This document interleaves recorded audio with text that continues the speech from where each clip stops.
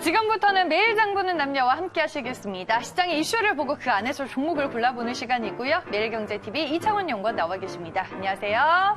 네, 안녕하십니까. 이창원입니다. 네, 전일 이제 시장을 보니까 장중 내내 등락을 거듭하더라고요. 방향성을 쉽게 못 잡던데 네. 하지만 또 개별 종목들은 여전히 강해요. 어제 캠트로스나 램테크놀로지 같은 극일 관련주들이 상당히 강하게. 네, 여전히 또 강했어요. 네, 거의 뭐 20% 넘는 혹은 가까운 상승률을 보였습니다.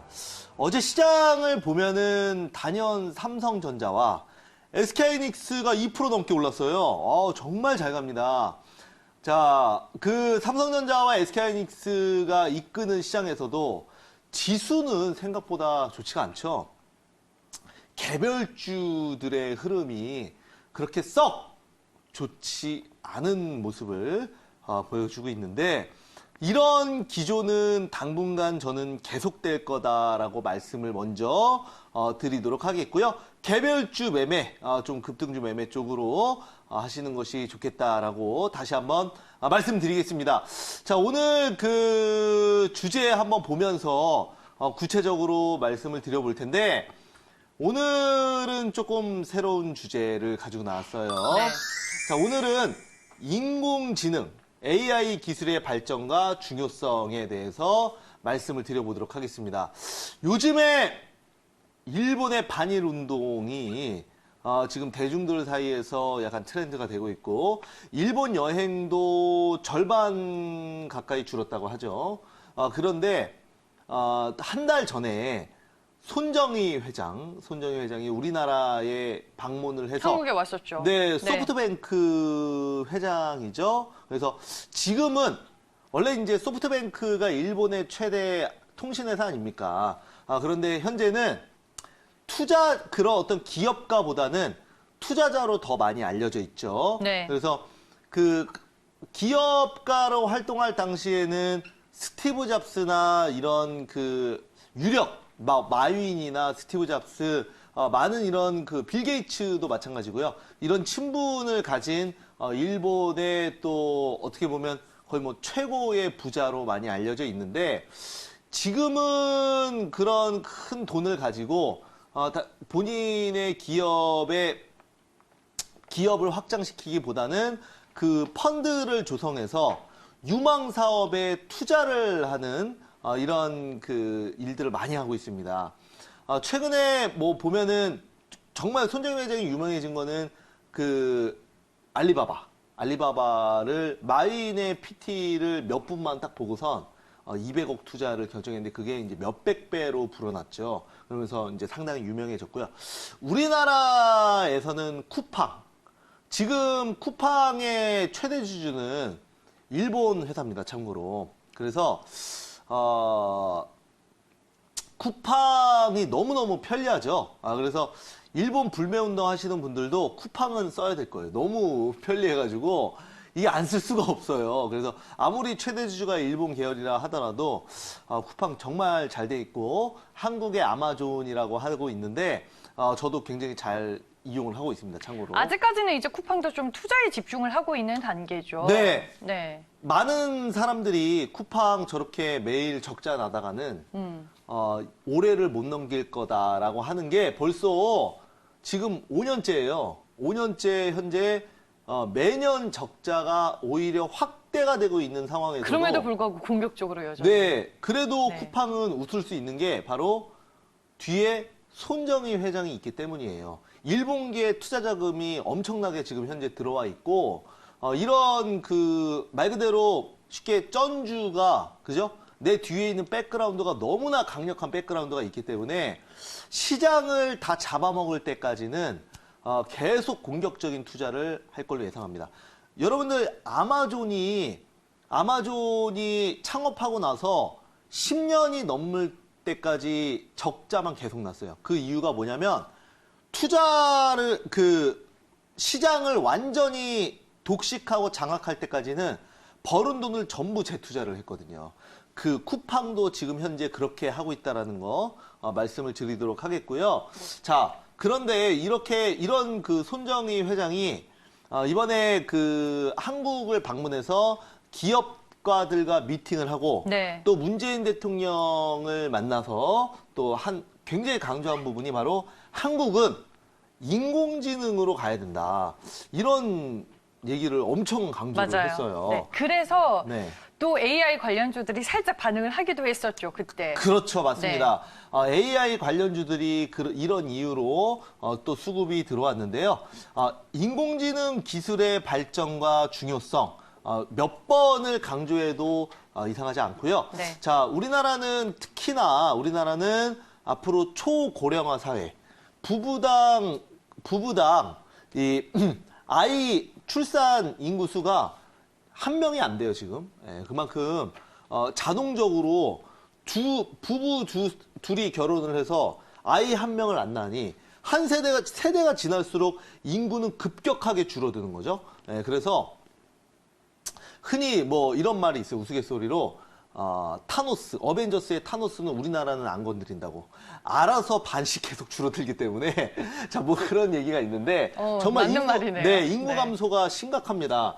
이렇게 고령화 사회에 진입하면서 누군가는 이런 그 사회를 지탱을 하려면 누군가는 반드시 그 산업 구조에서 일을 해줘야 되는데 이거를 바로 인공지능이 대체를 한다는 거죠. 로봇 팔이나 기계, 공작기계 이런 것들은 흔히 말해서 신체고 이런 AI는 뇌라고 할 수 있죠. 그 단순히 어떤 프로그래밍 소프트웨어가 발달하지 않는 기계는 말 그대로 그냥 기계일 뿐입니다. 그래서 이 기계가 스스로 움직이게 하는 것이 바로 AI 기술이라고 말씀을 드리도록 하겠고요. 자, 다음 내용 보면서 네. 추가적으로 더 말씀드려볼게요. 자, 그래서 최근에 이 인공지능 기술이 굉장히 지금 많이 강조가 되고 있는데 중요성 강조. 그래서 현재 그 삼성과 LG와 NC소프트 좀 이거는 이제 게임 쪽으로도 많이 네. 투자를 한다고 해요. 실제로 요즘에 RPG 게임을 보면은 처음에는 그 초창기 리니지 처음에 나왔던 RPG 게임은 우리 유저들이 전부 이제 마우스를 클릭하거나 키보드를 이용해서 이 캐릭터를 움직이거나 이제 뭐 이렇게 관여를 했습니다. 하지만 요즘에 모바일로 나오는 게임들 어떻습니까? 자동 사냥.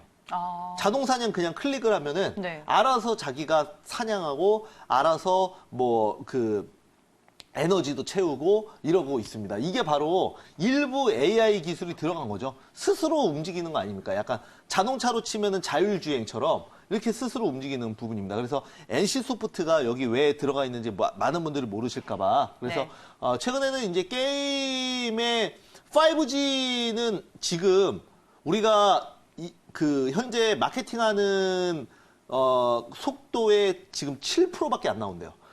어제도 제가 뉴스를 봤는데 지금 5G가 지하철이나 이런 데서는 오히려 LTE보다 더 느리다고 합니다. 그만큼 너무나 이 부작용이 많은데 이러한 5G 기술이 뭐 내년이나 내후년에 다시 한번 어느 정도 이제 레벨업이 된다면 앞으로 이 게임도 어마어마한 확장성이 있거든요. 그래서 가상현실 속에서 뭐 식물인간 분들도 지금 굉장히 어려움을 겪고 있는 분들도 이런 그 가상현실 속에서 실제로 해외여행을 간 것 같은 이런 그 의학적이고 복지적인 부분에서도 게임이 활용이 될 수 있는 부분이거든요. 그래서 NC소프트와 삼성, LG 그리고 인공지능은 알고리즘을 통해서 스스로 학습하는 거 아닙니까? 네. 여러분들 인공지능이 우리 대중에게 가장 임팩트가 크게 와 이게 진짜 인공지능이구나 했던 그 이벤트가 언제인지 알아요? 뭐예요? 알파고. 알파고일 때 네. 이세돌이 자신이 없어요. 이길 자신이. 뭐 이런 얘기하면서 그러니까 질 자신이 없어요. 뭐 이런 얘기를 하지 않았습니까? 그래서 네. 이세돌 같은 경우에도 정말 그 본인이 알파고에게 질 줄은 몰랐겠죠. 우리가 이제 흔히 바둑 게임을 하면서 바둑은 그냥 다 이겼으니까. 하지만 알파고라는 게 이제 등장을 하면서 우리 대중들에게도 엄청난 충격이었던 거거든요. 그런데 지금은 그때 당시에는 이세돌이 한 판은 이겼잖아요. 그런데 지금은 전혀 이길 수가 없다고 해요. 그 사이에 벌써 몇억 번, 수십억 번의 이 바둑 게임을 거쳐가지고 이제는 완전 거의 극강의 실력을 보여준다고 합니다. 네. 그 보통 보면 인공지능 시간이 갈수록 이런 엄청난 어떤 그 경우의 수를 다 하기 때문에 지금 많은 기업들이 인공지능에 정말 많이 뛰어드는 이유가 우리나라는 사실 좀 늦었는데 이게 일주일만 인공지능을 이제 개발한 게 늦어져도 이제 뭐 이거는 뭐 국내에만 국한된 얘기가 아니라 이제 글로벌 기업들의 트렌드잖아요. 그렇죠. 뭐 무조건. 페이스북, 구글부터 네. 시작해서 구글이 가장 선두주자고요. 일주일만 인공지능 기술이 늦어져도 100만 년이 뒤처진다고 해요. 왜냐하면 그 사이에 엄청나게 많은 데이터가 또 들어가고 그다음에 이런 부분에서 해법을 찾다 보니까 그래서 네. 많은 기업들이 사활을 걸고 지금 뛰어들고 있는 그런 상황이고요. 이런 부분에서 오늘 제가 한 종목 좀 보도록 하겠습니다. 네, 알겠습니다. 어떤 종목인지 궁금해지는데 지금 바로 종목 공개해 볼게요. 네, 그래서 우리가 봐야 될 종목은 오늘 좀 스몰캡 종목으로 볼게요. 삼성, LG, 뭐 NC소프트 말고요. 줌 인터넷이라는 이런 회사를 포털 사이트잖아요. 네. 그죠? 뭐 네이버나 다음처럼. 그렇죠. 네이버 다음 그다음에 줌. 어느 날 갑자기 ZUM. 그렇죠. JUM.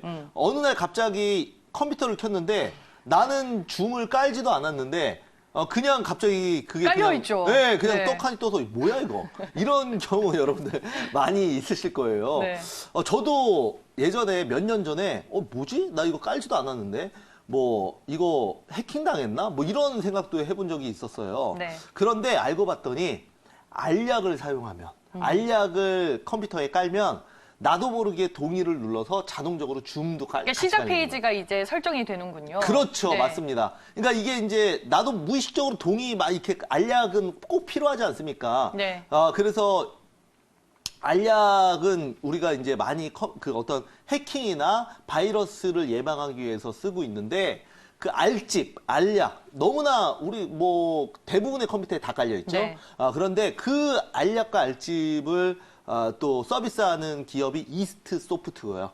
그다음에 이 줌 인터넷이 네. 자회사 수준으로 이제 보면 됩니다. 처음에는 이거 뭐 네이버나 구글 뭐 다음이 지금 이 포털 사이트를 지배하고 있는데 이거 뭐 이렇게 강제적으로 깐다 그래서 뭐 이거 얼마 가겠어? 했는데 아니에요. 줌 인터넷이 지금 물론 포털 사이트도 거의 없지만 네이버 다음에 이어서 국내에서는 이제 3위고요. 뭐 어차피 없어요. 그러니까요. 세 개밖에 없어요. 어차피 없는데 네. 점유율이 지금 한 2% 나온다고 하니까 이거 되게 엄청난 숫자예요. 2% 정도면. 그리고 제가 왜 그러면 이걸 AI랑 엮었냐. 요즘에 여러분들 모바일이나 이런 데서 네이버도 좀 많이 달라진 거 혹시 아십니까? 그렇죠. 초록색 창만 딱 띄워놨어요. 지금 구글처럼. 네, 왜냐면 네이버가 심각한 지금 어떤 그 위기감을 느끼고 있거든요. 처음에 네이버는 우리 불과 한 3, 4년 전만 하더라도 네이버는 거의 인터넷에서 그 넘어갈 수 없는 거의 신계에 있는 그런 존재였습니다. 넘사벽이. 네, 그렇죠. 정말 말 그대로 넘사벽이어서 다른 나라들은 대부분 구글이 다 점령을 했죠. 네. 그런데 우리나라만 이게 뚫리지가 않았었어요. 그런데 지금 구글의 점유율이 엄청난 속도로 올라오고 있습니다. 맞아요. 네, 네. 엄청난 속도로 올라오고 있고 뭐 흔히 이런 거예요. 네이버는 처음에 페이지를 들어가면 우리가 그 요구하지 않아도 그냥 정보를 먼저 보여주죠. 그러니까 네이버가 선택한 정보들을 노출한다라는 약간 맞아요. 그런 개념인 게 거죠. 있었죠. 그런데 이제 네. 처음에는 소비자들이 뭐 그럴 수도 있지. 내가 그냥, 선택한 게 아니고 네이버가 선택한. 아무런 생각도 없이 네. 그냥 했는데 구글은 내가 선택한 거를 딱 보여주는 거예요. 첫 화면이 그냥 바로 검색창이죠. 하나. 네. 그렇기 때문에 그리고 여기다 검색을 하면은 구글의 압도적인 이런 검색 서비스. 맞아요. 데이터량이 알고리즘으로 네. 정확히 내가 하는 걸 보여주는데 네이버는 뭐 예를 들어서 제가 네이버를 너무 이제 뭐 그럴 수도 있는데 네이버 같은 경우에는 어떤 거를 검색했을 때 뭐 예를 들어서 맛집이나 아니면은 내가 필요한 컴퓨터 구입을 하면은 파워링크가 먼저 뜨죠. 파워링크 뭡니까? 그거는 어떤 그 업체가, 해당 업체가 돈을 주면은 가장 첫 번째로 띄울 수가 있는 거예요. 클릭당 비용이 파워링크이기 때문에 어찌됐건 제가 왜 그러면 줌 인터넷을 얘기하냐면 이 줌 인터넷이 그 지금 현재 알고리즘 AI를 바탕으로 어떤 그래도 지금 이 검색 서비스에 대한 좀 차별화를 두려고 하는 기업이 바로 줌 인터넷이기 때문에 말씀을 좀 드려보도록 하겠습니다. 네, 알겠습니다. 저는 뭐 포털 사이트로는 많이 봤지만 또 상장이 되어 있는지는 오늘 알게 됐어요. 네, 스펙 상장을 했는데. 네. 차트 포인트 보면서 좀 네. 하나하나씩 얘기를 풀어가면 좋을 것 같아요. 네, 한번 볼게요. 미래에셋 제5호 스펙과 합병 상장을 해서 코스닥에 입성했다. 이게 무슨 말이냐면은 네. 코스닥에 입성하는, 그러니까 비상장 회사들이 코스닥에 입성하는 그런 그 형태들이 여러 가지가 있어요. 네. 처음에 가장 기본적인 거는 IPO를 통해서 기업 공개로. 예, 상장을 하거나 네. 기업 공개로 아니면은 그 작은 회사가 큰 회사 우회 상장도 우회 있죠. 상장으로 그냥 잡아먹는 거죠. 예, 인수를 통해서 네. 이제 사명을 바꿔서 우회 상장을 하거나 아니면 이런 식으로 SPC라 그래서 스펙 기업 합병. 인수, 예, 그죠, 스펙 기업 인수 목적 회사 그러니까 그 페이퍼 컴퍼니를 증권회사에서 이제 미리 상장을 시켜놓고 어디 비상장 회사 중에 좋은 거 없나 보다가 말 그대로 잡아먹는 네. 거예요. 잡아먹어서 이제 처음에는 미래에셋 제5 스펙이라는 종목이에요. 그런데 이제 이거는 딱 합병을 하고 나서는 이 사명은 없어지고 그 잡아먹은 회사 줌 인터넷이죠. 그래서 이렇게 사명이 바뀌어버리는 거예요. 그래서 줌 인터넷은 상장한 지가 이제 뭐 얼마 안 됐어요. 아직. 6월에 이제 그렇죠. 이제 입성을 뭐 했죠. 그래봤자 뭐 한두 달밖에 안 된 회사다라는 말씀 드리도록 하겠고 그런 뭐 기대감으로 단기 주가 급등 후에 눌림목 접종 구간에 있는데 뭐 작은 회사인데도 불구하고 쉽게 얘기하면 점유율이 또 적기 때문에 이제 시작이기 때문에 앞으로 가능성은 무한하다고 성장성. 말씀을 네. 무한하다고 말씀을 좀 드리도록 하겠고요. 자, 차트 보면서 한번 추가적으로 좀 말씀을 드려볼게요. 네. 그래서 그 합병 상장을 스펙 상장을 한 자, 차트 보면서 말씀드려볼게요. 네, 자, 이거 보시면은 스펙 상장을 뭐 하고 나서 주가 급등이 나오고 눌림목 주고 뭐 이런 식으로 지금 가고 있습니다. 그죠? 그래서 지금 계속 물량을 이런 식으로 좀 잡고 있는데요. 거래량 한번 좀 터져주면은 정고점 다시 노려볼 수 있는 구간이다라고 말씀을 좀 드리도록 하겠고요. 뭐 지금 특별한 건 없습니다. 지금 현재 그 줌인터넷 같은 경우에는 그 3위 사업자인데도 불구하고 실적이나 또 이런 부분도 상당히 의외로 대부분은 광고 수익이겠죠, 광고 수익. 그래서 의외로 또 상당히 양호한 그런 모습을 보여주고 있고요. 네이버의 입지가 많이 줄어들고 있어요.